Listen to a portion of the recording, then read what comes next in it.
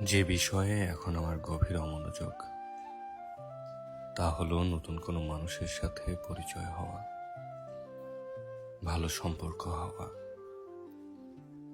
জীবনে চলার পথে অনেক মানুষের সাথে পরিচয় হয়েছে, আবার কিভাবে যেন তাদের সাথে সম্পর্কটা অপরিচিতদের মতো হয়ে গেছে।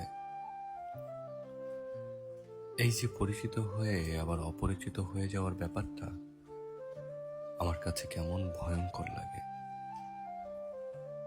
এজন্য এখন আর নতুন কারোর সাথে পরিচিত হতেই ভালো লাগে না, ভয় কাজ করে, আবার কবে জানি হারিয়ে যায়।